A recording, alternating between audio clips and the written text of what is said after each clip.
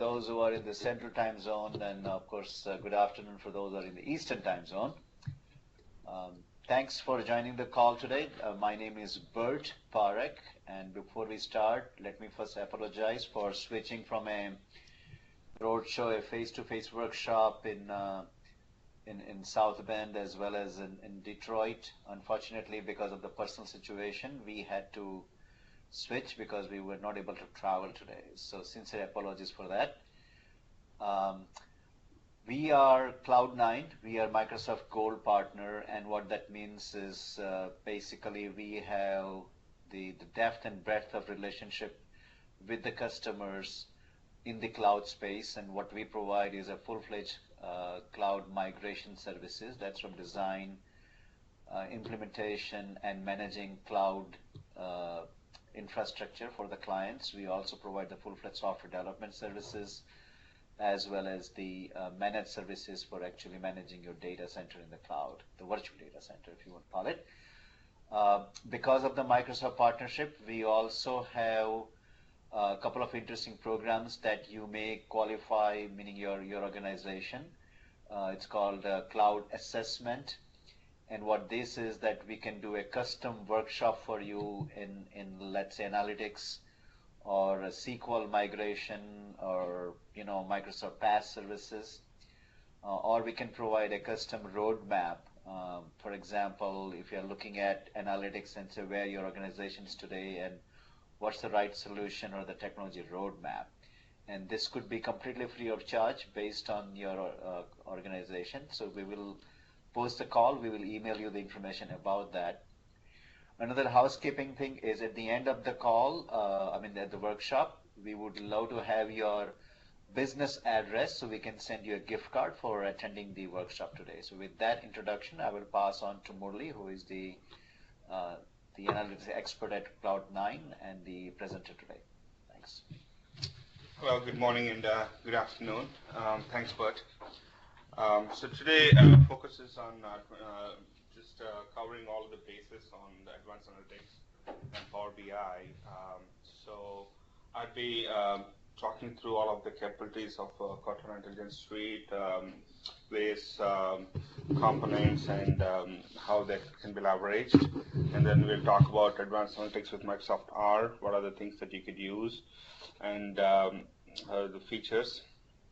And then last we'll cover the Power BI features. So this is a breadth-based webinar. We're going to cover all the areas of this advanced analytics and Power BI landscape. So first, let's start with Power BI. Cortana Intelligence Suite.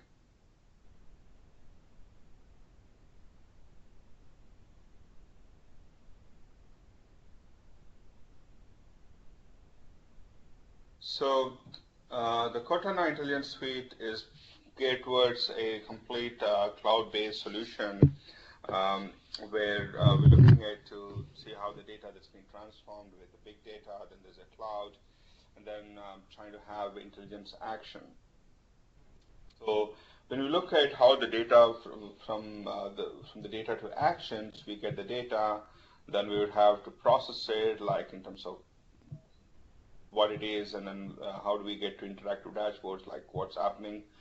More of it is a static reports, right?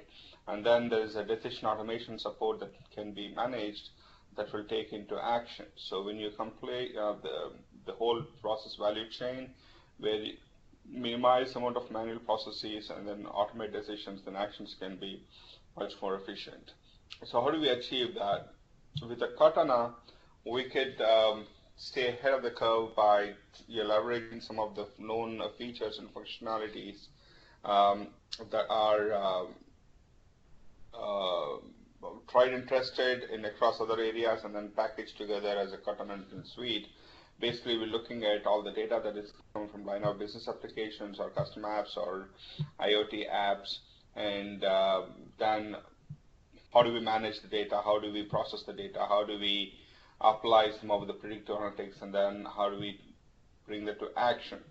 So where are the tools that help you get the information around this? So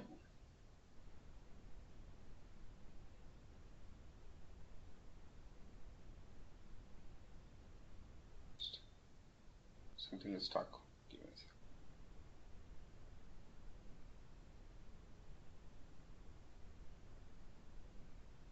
So some of the examples how customers can look at how they can improve work, take the data, and then act on it, and then make it more.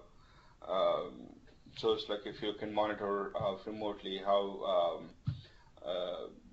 the predictive analytics around the threat detection, around inventory management, just-in-time management, or now what Amazon is doing about predictive who's going to buy what. And then there are areas around customer personalization, trying to predict what a customer is looking at, and then based on that, suggesting and making it much more personal. So all of those cases need to have a very good understanding of how the data is coming in, what you can apply. There's a certain set of cold data that is part of your line of business applications or context information. There's a hard data that is coming in just in time, and then apply to move towards more of a data-driven services, exploring new opportunities.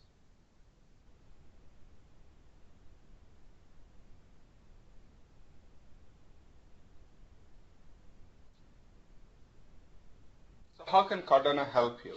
So the Cardano it's a set of tools, and as we say, we can look at each individual tool. So when you look at from the data, as you bring the data in, you got to manage the information as it's coming in.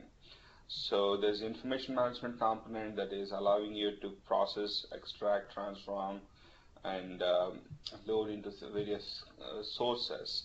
And then whatever the data that is coming in, because now the data is not at one, like on-prem, it is spread across, you would want to catalog the information that's coming in. You need to know, okay, what is this? In one system is called as the same as other system. Who can access that information? Where is the source of record? What is the target systems that are leveraging that kind of information? And then event hubs are more towards streams, IoT data that's coming in. And then as you go through, you need to do the storage, you need to do analytics, apply analytics, and then you can generate some actions or intelligence actions, both presenting information and acting on it. So when you look deep dive into information management, what we're looking at is these various data sources that are coming along, and then so it's basically it's a data factory is one of the key pieces of Cardano Engine Suite. It is a globally deployed, fully managed data movement service. It enables like all the enterprises to ingest data from multiple on-prem and cloud sources easily and get your data where you need to go. It prepare and partition your data as you ingest or apply processing steps. Data Factory allows enterprises to produce like trusted data by easily composing, orchestrating, monitoring diverse data. Right? You can transform, you can process it. You can compose multiple data sources like on-prem or the cloud. It is highly fault tolerant, and it has you can process both relational and also non-relational other forms of data. Okay, so you can create like there's a data pipelines you can set up that can operate over Hadoop ecosystem, and you can use the transformation. So there's no custom. One of the key pieces of Data Factory is it is not. It is a platform for you to bring your tools and knowledge into the mix, and you can work within that framework with all the information you already know. Like if you are already comfortable and knowledgeable with the Hive scripts or Pig scripts or .NET code, you can use that code to create your transformations. That's the beauty of using Data Factory. So you can automate all of the resource management. You can move data. You can monitor health. So what it gives you is you can ingest information as it is coming in from various data sources, whether it's a document databases or Hadoop type of databases. You can prepare them, and then you can also transform, and you can analyze while transforming, and then you can the publish data to certain like a SQL or DocumentDB or other your on-prem data sources or SQL databases or SQL Pass or SQL Data Warehouse. So anything that it can have an input, you can have a process, and then you can output to other things. So data consumption can then live off of the actually the store. So it can be Power BI reports, or it could be third-party applications. The next portion is the data catalog. This is where like you want to manage this information, right? You need to know, hey, where is the data coming from? Who is accessing that information? What is the transformation information that can go in there? What are the valid values that you can expect? That kind of information that you can outline. So this is a enterprise-wide data catalog, metadata, that gives you like a document data asset discovery. You can go quickly search and then discover information. It is tightly integrated with your AD authentication, so you can control. It also allows you to bridge the gap between IT and business, because now business can go and then provide information. It's more like a crowdsourcing, like a wiki, where people can enrich and keep it much more up to date, and it can then tightly tie to your data factory pipeline, so you know where the information is coming, and then who is managing, and then who is accessing this information. This is a service. It's like allows you to enable like any user, from analyst to data scientist to developer, to register, discover, understand, consume data sources, right? And then this data catalog has a huge value data enrichment, allowing users within organization to add context. So you know, like when they see this, in case like, okay, where is this information coming in from? What is the context of information? That is enormously useful when someone is analyzing and trying to understand. And then there is the integration with REST APIs that allows you to integrate with other applications. The next one is of this information management is Event Hub. This is a highly scalable publish subscribe service optimized for ingesting high volumes of data. All right. Event Hubs can process like millions of events per second and then stream into multiple applications. So you can go ahead, pull the information, you can log millions of records in near real time, and then you can have time-based buffering, like you can do buffer it, and then you can do some sort of a analytics on it using like a tumbling window or sliding window type of analytics, and then you can persist to blob store. You can also push it to another Event Hub, so you can bring information from Event Hub to stream analytics and then push to another Event Hub, and then you can chain it through multiple pipelines. You can store data, and then you can also process data. You can also bring in context, and it is managed with elastic scale, so you don't have to worry about the scalability of these. And then this is pretty much built on a transactions that's processed. It's not huge expensive when you look at the infrastructure that's coming in to have to assist you managing this one. The next one is on the big data stores. So now that you got the information, and you need to store the information. So there are two major big data stores that are available. One is the data lake store, other one is SQL Data Warehouse. So first let's look at SQL Data Lake. SQL Data Lake is a Microsoft implementation, pretty much a Hadoop file system in the cloud. Is allowed to, so you can do predefined schemas and storing large data sets, and then you can propagate different data silos. So the data lake concept helps enterprises like ensuring all of the data is stored at a single place so that you can quickly operationalize, and you can do exploratory analytics, and then you can store like in a data lake, like with prior to defining requirements of schema. So you don't need to have a schema defined. You can just dump and this is 100%, it's completely compatible with Hadoop file system, HDFS, and works with the Hadoop ecosystem. And it is integrated with Azure Data Lake Analytics and HD Insights. So those are all Hadoop implementations by Microsoft to work within Azure ecosystem.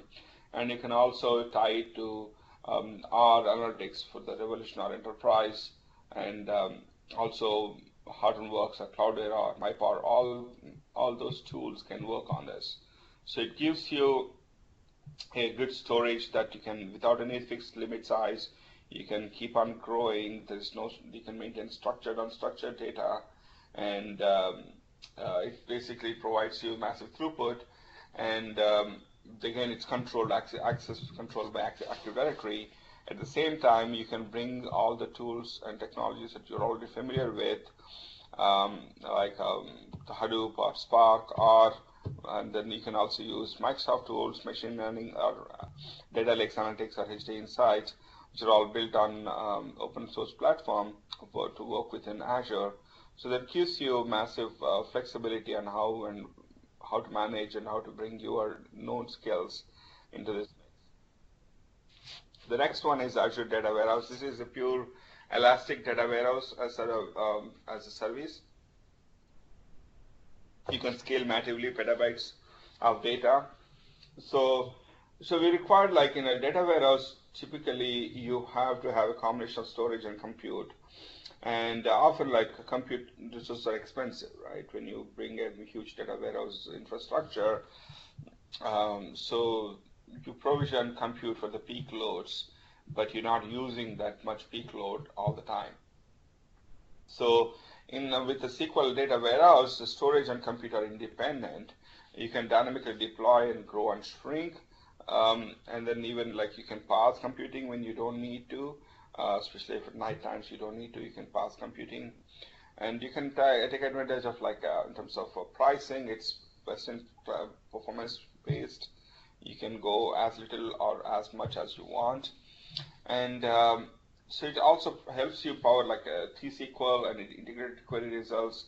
And you can also store the relational data in the data warehouse and non-relational storage in Azure Blob Store, and you can tie them together.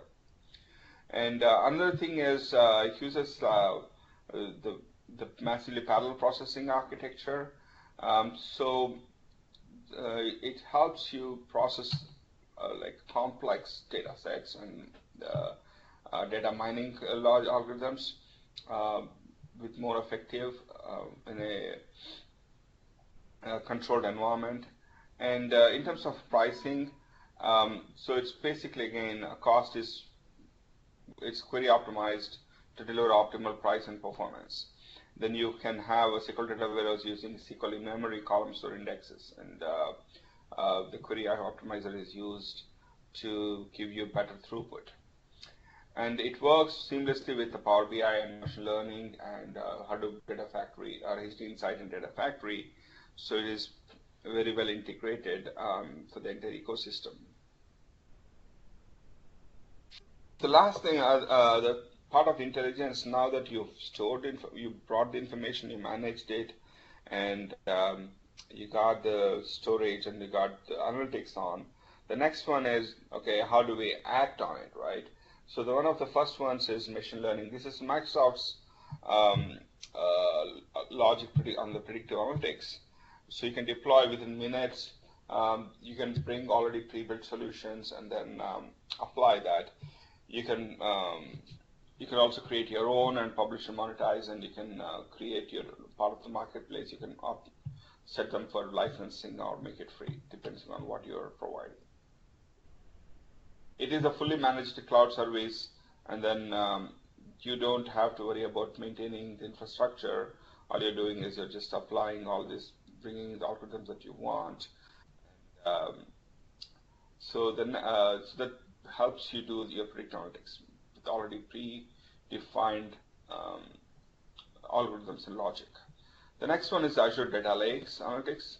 So this is again a distributed service. It's part of Azure ecosystem. Helps you manage complex tasks like you can do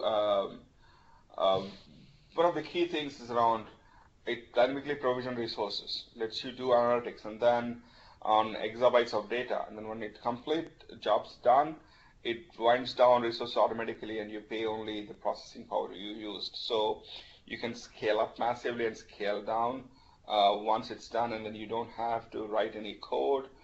You already bring the code that you already developed for the computing, and it focuses on your business logic, and you don't have to worry about provisioning, scaling up and scaling down. That's done with Azure Data Lake's architecture. And the key thing is it can also work on any kind of data size and any type of data, like a data warehouse, a SQL database, SQL data, Azure Data Lake, or go from a storage blobs, or you can go from a SQL database on a VM. So it is, again, you can bring your use SQL or Spark or Hive, any of the big data skills, and also bring the SQL or C#. All of the skills that we already know can be brought in and just use this platform to apply your analytics.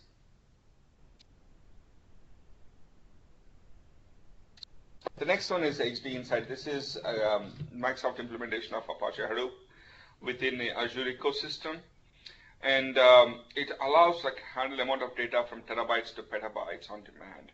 You can spin up nodes anytime and then bring down once it's completed. It's 100% Apache Hadoop compatible, so you can process unstructured or semi-structured data from web, like a clickstream, social media, server logs, from devices. So you can analyze.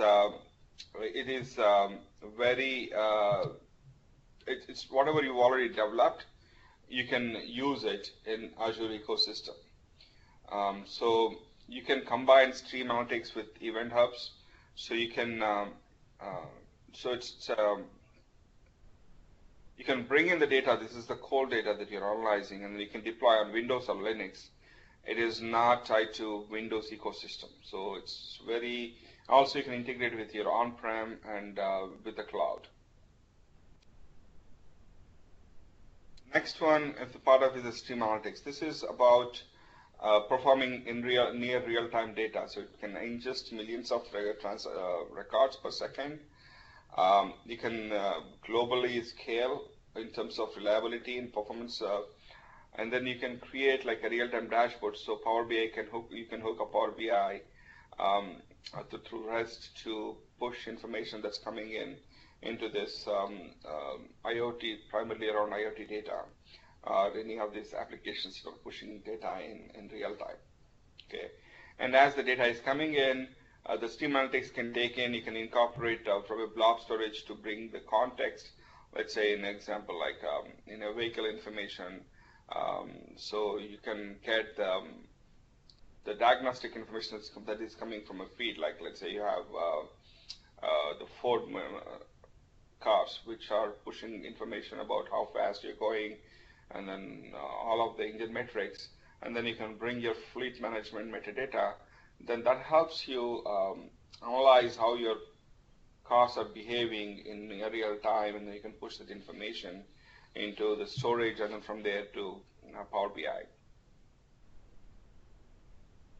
The next portion around the intelligence action is how do we integrate the analytics with the various parts of like cognitive or services or bot framework. So the key thing around the cognitive services is the vision, speech, language, all of the 5 senses. How can we make sure we can take act on the data? So with facial recognition and emotional recognition API, you can bring in the context to the data. If someone is talking on the phone, and then just based on the speech recognition of the emotions, you can adjust your responses according to how the person is reacting, and you can be much more like personal with the interaction and help you provide like in a case of organizations that want to understand the customer's behavior and then may try to influence, so they can infer with the intent with a vision or a face, a speech, a text, and the sentiment analytics to customize the response and then drive appropriate actions. These are all through REST APIs. You can work with them. There's a SDK and APIs available. The next one is the bot framework. This is a simple framework provided, again, using Node.js or C# code. You can build SDK, you can tap into your the data in cloud and build responsive bot framework, bots to handle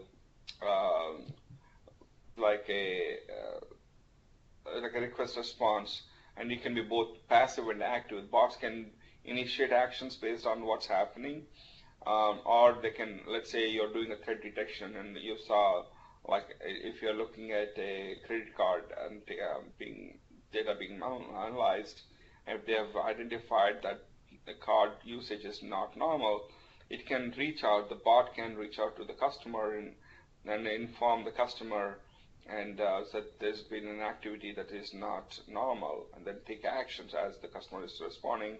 You can apply your logic and then work with it.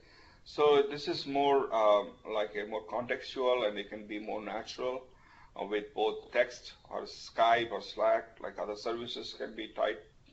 It helps you much more, again, be more proactive or reactive, and be with assisting the customers or your clients to help you reach their goals. The last of this intelligence portion is the Cortana. This is more a speech to action. It's a personal assistant type. It's part of Windows 10 ecosystem, and it integrates well, and also part of Power BI ecosystem. So the Cortana is a suite like enables your business and customers to much more like a speech recognition, natural user interaction, and tying that with the predictive and advanced analytics. The whole it brings a personal digital assistant to be a business type of a so you can have like a question answers, and then you can monitor. So all of this help you garner the better advantage with regards to how you can take better intelligent actions. The last of this one is the dashboard visualizations. So this is done through Power BI. So this is you guys have been familiar with, most of who have used the visualization in terms of both SaaS platform and like now with Power BI desktop and embedded all of the various ways you can present this information. This helps the end user to do a lot of analysis, interpret, and then the dashboarding for business is really like a stunning and very interactive. And it is not, it's also cost effective in delivering this rich comprehensive views. We'll be talking about this in the last session. So in total, basically looking at taking the data and then managing information, storing it, and then applying analytics, and then using intelligent APIs or dashboard visualization to take action is what makes the Cortana Intelligence Suite a complete package. So I'll show you like a quick video as to how this can be put into action. Just give me a second.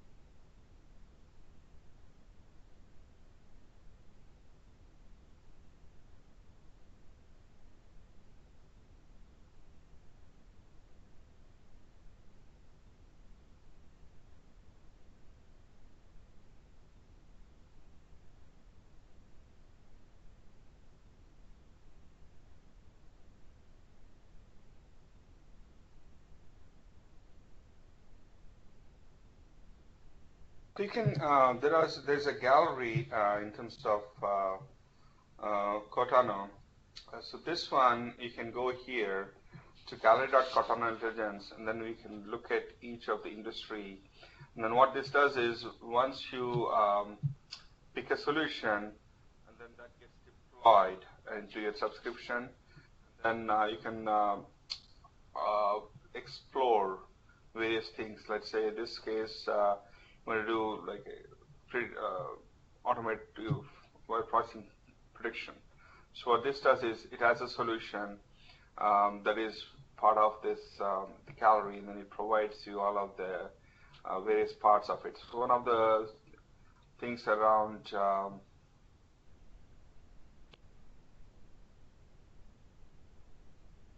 can look at the demand analysis or the forecasting.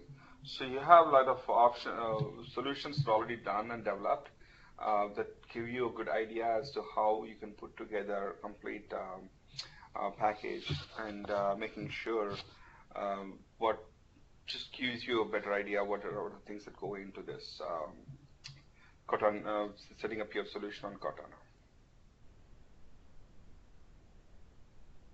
So with that, like I will move on to the next session. Now, I know this webinar doesn't allow much of a Q&A, but what you could do is I can have, if you have anyone want to type in questions in the chat window, I can try and answer those questions.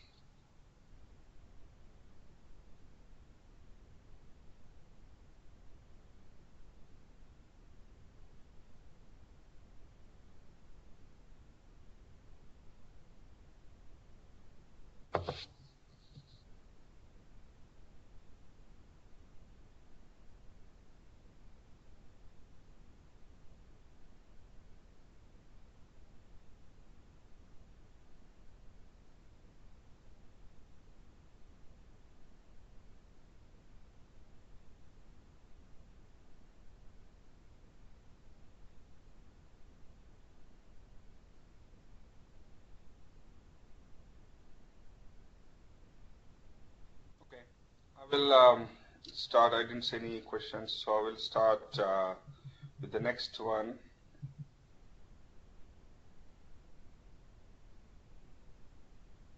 So this one is a SQL R services and Microsoft R server.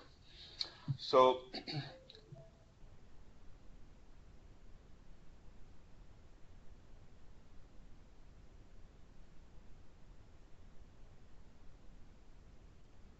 what is R? R is a programming language primarily developed for statistical, analytical, and data science related one. So it has a data visualization framework, and it's an open source one. So it's like prior to R, like people are only doing Pascal, but there was a lot of complexity in doing visualization. But with this, it's a very easy to learn language. It's very simple, and plus data scientists and statisticians, analysts. It is taught as part of university programs, so it is very familiar with all the new recent graduates, and because there is a good thriving group as with adaptability and adoption that helps drive its usage. It's got a really good ecosystem of the CRAN network, where there are more than 7,000 available algorithms, test data and evaluation that you could do. It is open community. And many of these applications apply to big data, if you can scale that. So in terms of quick background, it is started as a 93 as a research project, and it became an open source project in 95. And then our core group, and then in 2000, a new, just version 1 was released. In 2003, there was the R Foundation, and by 2004, it started being used in some of the business world, or from a journalistic or in a research model. And in 2009, that's when it got really good popular, is when New York Times Upshot is the key one that is built on R. Has published various aspects of when Michael Jackson died. They brought to get the correlation analytics on about his hits and how his lifeline worked out. And then in 2015, Microsoft has co-founded a consortium and then taken 3.2.0 and brought it into much more supported. What are the key challenges faced by open source are? So one of the key things we need with open source is this uncertainty of total costs of ownership, because you don't know what are the things that you need in terms of both support and managing it, right? And yes, there are 7,000 plus algorithms, but how do they apply to the business data? How can we bring, because they're developed by data scientists within a specific data set in taking in mind. Now, how can you apply that to the business data?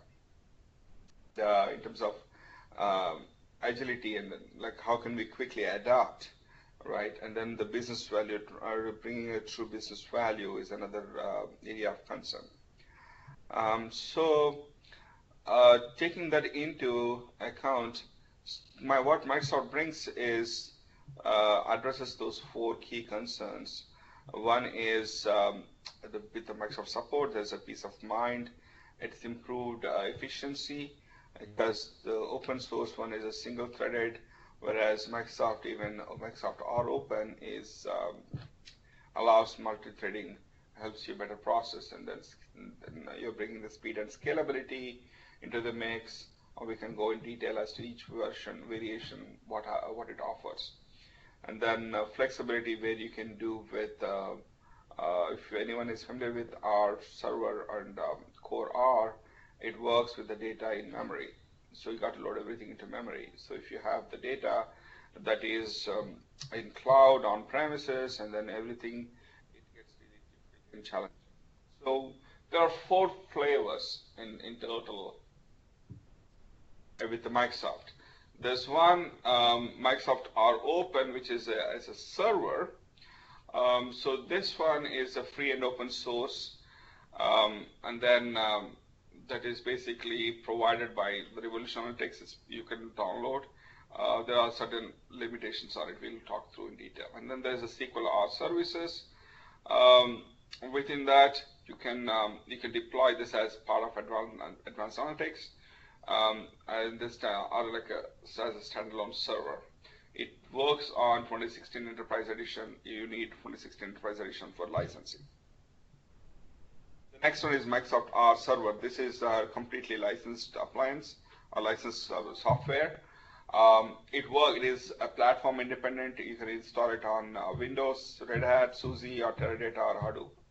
So it is very it's platform independent to work with.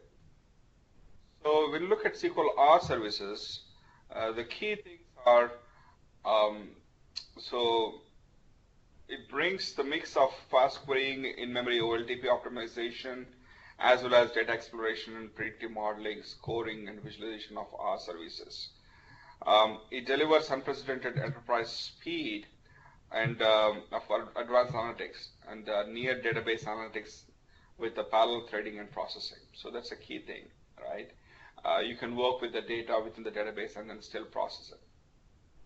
It provides the scalable choice of like commercial platforms, which are not, there's no, and then works with on-prem, cloud, and hybrid data sets. It works with the large data sets, and it takes advantage of the full value of all of the physical like cores and memory that you made available. One of the other things is it's part of SQL Server 2016 Enterprise license, so you can use existing R code. You don't have to write any new code because R compiler and the code is the same. Write once and deploy anywhere is the model here, and in this case, it pretty much you can bring any code, any scripts that you already developed, and bring them and apply here. It works within the database. Because there is the data can work with both on disk and in memory. There is no memory bound limits, unlike the open source R. So how does this work within SQL Server? It's pretty much like you are bringing the data that the data scientist is working with, and then they can directly create experimental models. The DBA or whosoever is managing the information they're all working off the same database. And then when actual solutions are brought in, you can apply those things, and then within that, they can be part of integrated with the SQL procedures, and the results are sent through web API to database applications or other applications. And then you can get faster machine learning models, quickly deploy because you're working off the same data architecture. There's not much data movement happening. Everything is working within the same database context, and you can work with larger data sets. Like we don't have to worry about the memory limitations and scalability limitations. In terms of cost effectiveness, when you compare the Oracle Advanced Analytics with the SQL, it's 1/4 of the cost, 648 to 2.2 million for a 8-core 2-pro automation. It works in conjunction with like a part of like our services at Polybase or built-in enterprise license. So then again, DB Analytics, like you're bringing within the data, you're not moving the data into a cluster, so you're working close to where the data is, and you don't need any proprietary hardware. It works with regular servers that typically you can install with SQL Server on, and you can integrate between cloud and open source offerings. So the Microsoft R server is this one. Is a deployable enterprise class analytics platform based on R. It's supported, primarily focuses, again, if you look at all the modules within R, this R open is basically it's taken the open source R, this R++ CRAN, that's a interpreter compiler that works with the CRAN components, and then the connector. So that's open source, it's 100% compatible. And then Microsoft has added some of these pieces which are licensed components around how to deploy, how the development components, your connectivity and the scalability, and this like creating more for scalable, scale up and scale down deployment capabilities. It supports multi-platform environments. It can work within Teradata or Hadoop predictive modeling. You have like right now they are working on releasing for Visual Studio also. There's RStudio you can use. So it's and then there's a deployment automation you can work on. So the R+CRAN, this is open source R interpreter. It's freely available. You can apply any of the algorithms that are available. You can use them, and you can work with embedded R scripts. You can create a package, and then you can incorporate a package, and you can build on top of it. And it's 100% compatible with R scripts and functions. The Revo R is the performance enhancement. This is our add-on by Microsoft. It basically allows with better high performance math library. Again, it's an open source. Then the Scale R is basically ready to use high performance for big data analytics. It's a fully parallelized analytics, so you can take advantage of parallel processing of multi-core environments, and then you can do the data preparation and distillation as a multi-step process, and then you can apply a range of predictive functions. You can use tools like for customizing our algorithms across multiple nodes if in a scale-out environment. So the Connect R component is helping you with the high-speed data connectors. There are like a lot of data connectors for your Hadoop, your Teradata, your enterprise data warehouses, or Azure Data Warehouse, or with the ODBC connection for databases, or you can use the SAS spaces limited files or XDF files for high-performance XDF files. So the connections are available for across multitude of data sources. And the distributed R component helps you deliver a cross-platform portability.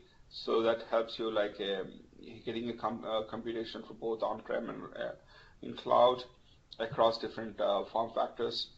And then in terms of in a scalable parallel data, the way the movement, the data moves is like you get the big data and then the data is partitioned across, and the compute node gets the information and then it chunks it, and then the intermediate, in parallel, the intermediate results are combined, and then the process goes through like a sequence of steps. So you can, so there's this whole process manages chunking and collecting data, and then reprocessing, and then taking advantage of a multi-core system.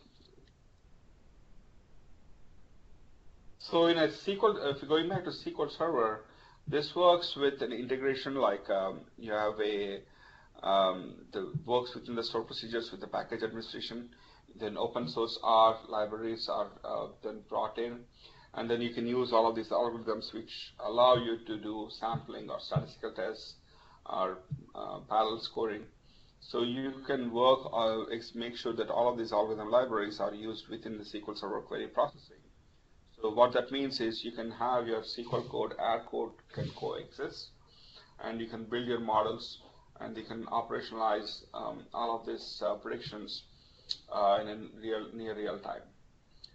You can run R queries from the query processor as part of your. So again, when we do the SQL, it does the remote execution context. It opens the R compiler, and then it works. So you can work in parallel or within the database.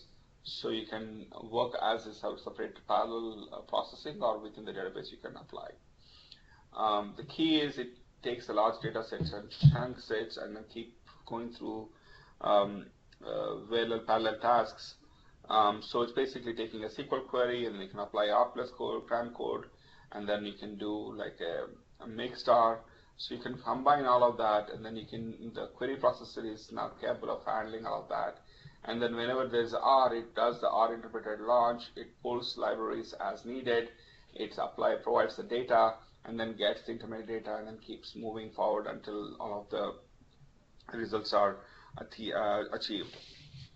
This is one of the key advantages around working with the data within the database. When you have all of your data warehouse or SQL database, this is very effective. And again, with the SQL Server 2016 Enterprise license, you don't need to purchase any additional license. Now, with the SQL R Server, the key things that are bringing is one is no memory limitations. There's efficient storage formats, because it works with in Hadoop and Teradata. There's a platform longevity, so it's basically because of commercial license support. So you have the more business, kind of like business can not worry about whether this is going to be supported or not. What happens if there's a bug, or what if there's an issue? So it is a continuity and ongoing enhancements coming into libraries. That's really good. And then the powerful IDE, and then now like things can also work within Power BI and Visual Studio or Studio. All those help you do this multi-platform. You can target multiple platforms. There's a compatibility with web services and application interoperability. In a for a scale R, which is the parallelized algorithm function, which is for a open Microsoft R Open, it's available within for one machine. You can only scale up to all the processes that are available, but you can also scale out with this Microsoft R server. So it does parallelize both data preparation, statistical, descriptive statistics like correlation, covariance. You can calculate all of those things. They can parallelize to both sampling and statistical testing, and applying your predictive models are all parallelized. Help you run your simulations. So this is a performance comparison. Again, it's no-brainer, as you can see, which is open source R. When it is a tiny fraction, I think open source R is good because there's no overhead of other libraries. But as you start looking from a small file size, like as you keep going at a bigger levels, you can see how the performance improvements come. And once you go to the medium or large, you can't even process it because of memory limitation, because open source R does the processing everything in memory, and you can't obviously get so much of memory. available. And also, as it goes larger, because of single-threaded nature, it takes more and more time. So in the distributed R, which is the another component, this is allowing you to connect to have a model that's developed and deployed anywhere, right? You can write once and you can deploy on Hadoop, or you can deploy on Teradata, or you can deploy on other workstations. You can set up a Windows or Linux with workstations. You can set them, cluster them together, or you can incorporate this R script as part of Azure Marketplace with Azure Machine Learning. Okay, so it gives you cross portability across all platforms.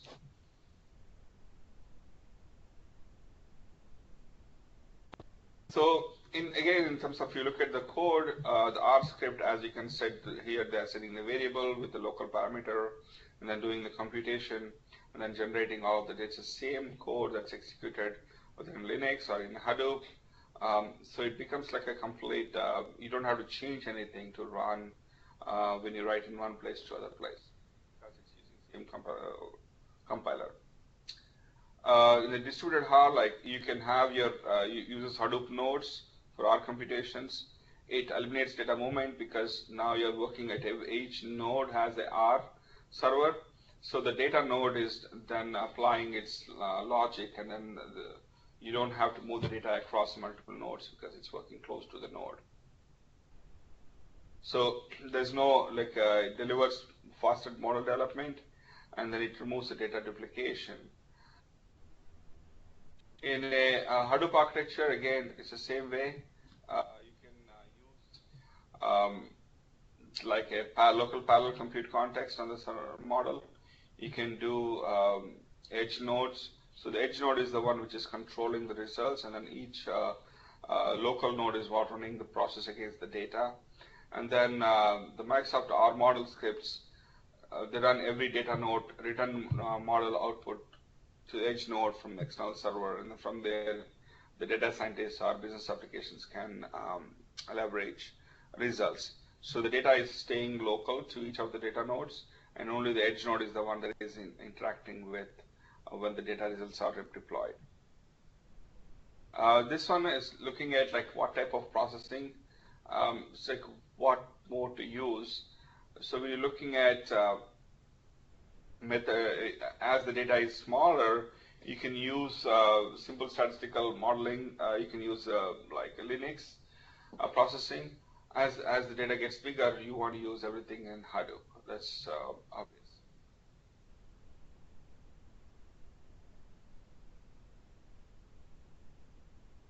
So what are the things that like open source delivers?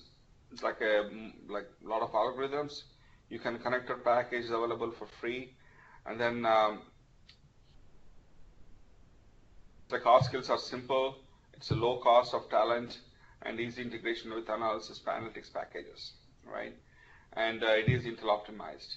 So what SQL R services and Microsoft R deliver is basically gives you a stable platform with the commercial support, and providing a faster speed and scalability with working within Hadoop and Teradata analytics. So you're adding on, so it gives you much better analytics capabilities with R packages. It gives you work with the hybrid environment both on-prem or in cloud, and you can use the scripting or database analytics platforms. You can reduce your analytics time really, and then make it much more agile. So if you are trying to plan or test out whether R is going to work, you can start with the Microsoft R Open, which is open source. One difference between R Open and Microsoft Revolution R Analytics and Microsoft R Open is it is based on open source R, but it is distributed by Microsoft. It has added enhanced Intel math library for a linear algebra function, so it's more geared towards Intel processors. It is 100% compatible with CAN packages. You can use RStudio or any third-party R integrations. One of the key advantages of Microsoft R Open is the thing called a checkpoint. So with R, if you develop a package using other packages, when R executes, it pulls down the package code in the background, like packages like a library. And what happens is these packages are getting constantly uploaded and updated on the main CRAN side. So if someone has updated the underlying package, then your package could have an impact, and you won't know why things have changed. With a checkpoint, what Microsoft has done is it's cataloging and then keeping every snapshot of every copy of the package. So if you set a checkpoint as of the date, and then it applies only that date, it's like a versioning that helps you maintain like sanctity of your package. So you change the checkpoint date only when you're ready to move, not when the underlying packages change. And the parallelization is another feature that's added by Microsoft ROpen, which is not there in a open source R. And then also allows to work with the Azure Machine Learning. You can publish R code as ML API, so that way you can integrate with Azure Advanced Analytics. You can go to mran.revolutionanalytics.com to get more documentation. You can learn, and then you can discover packages. If you look at the CRAN, Microsoft ROpen, and the R server comparison, this is the revolutionary R, which is open source one, and this is Microsoft ROpen. This is free, provided by Microsoft, and this is the package, the commercial license. The data size is limited to in-memory, whereas the Microsoft R server can use both in-memory and disk-based data.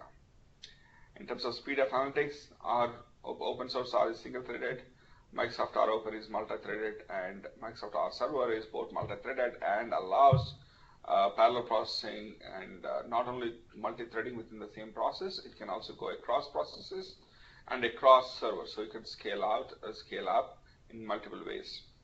In terms of support, both R and Microsoft ROpen are community support only, and R server has a commercial license.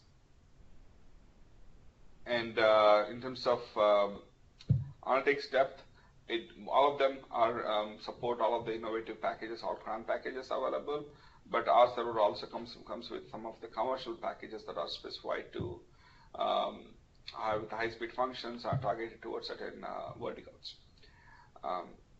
Like these two are open source, so you can use them without any licensing fee, and the XR server is licensed. The key comparison between CRAN R compared to Microsoft ROpen is basically, as you see more cores, you will get a better output, more efficient. That's because of the parallel processing. There's no benefit to program to large. In the data transformation, there's no benefit. So that concludes our server. Any questions you guys want to type in?